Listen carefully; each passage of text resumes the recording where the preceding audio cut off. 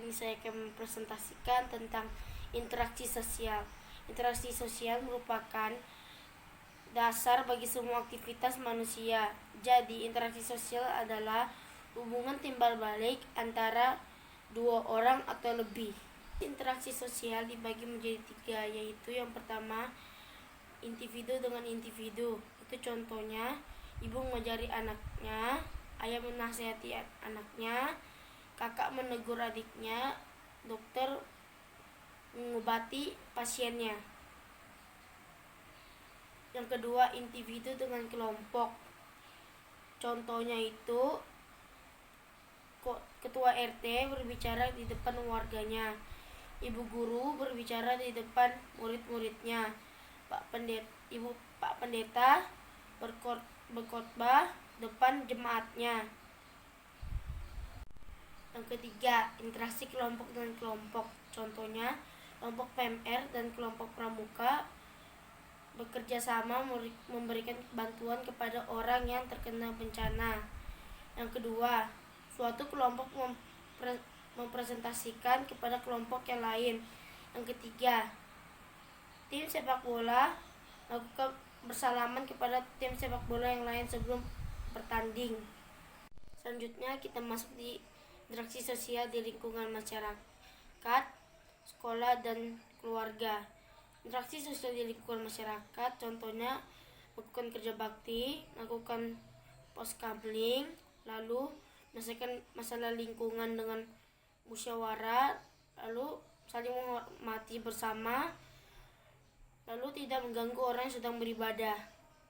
Selanjutnya, interaksi sosial di lingkungan sekolah contohnya itu membantu teman yang sedang kesulitan. Yang kedua, bermain dengan teman dengan tidak cara curang. Lalu yang ketiga, melakukan piket kelas. Lalu yang keempat, mendengarkan penjelasan guru. Selanjutnya, interaksi sosial di lingkungan keluarga. Yang pertama, mendiskusikan dengan keluarga untuk tempat berlibur bersama. Kedua, orang tua membantu anaknya untuk menyelesaikan tugas.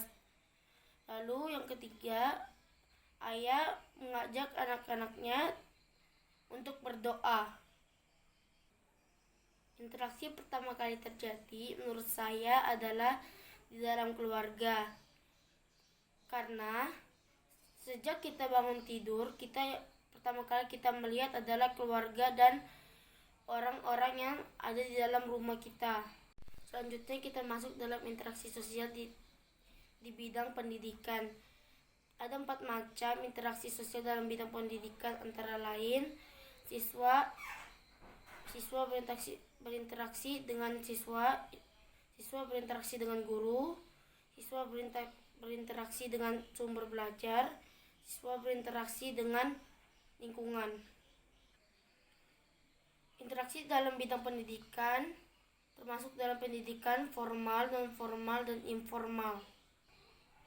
Pendidikan formal yaitu pendidikan yang didapat dari suatu lembaga pendidikan, contoh SD, SMP, dan SMA.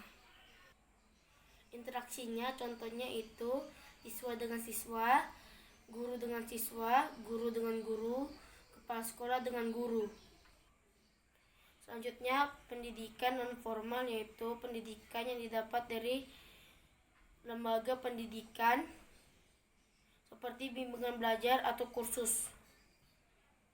Pendidikan informal yaitu pendidikan yang didapat dari lingkungan keluarga. Contohnya, ayah atau ibu mengajari anaknya sikap-sikap yang baik atau menanamkan karakter ketaatan dalam hati anak-anaknya. Selanjutnya kita masuk dalam interaksi sosial dalam bidang ekonomi. Kebutuhan ekonomi merupakan kebutuhan dasar setiap manusia. Contoh interaksi dalam bidang ekonomi itu interaksi jual beli di pasar, interaksi jual beli di toko buah, interaksi jual beli di toko sembako, interaksi jual beli perumahan. Sekian presentasi saya, terima kasih.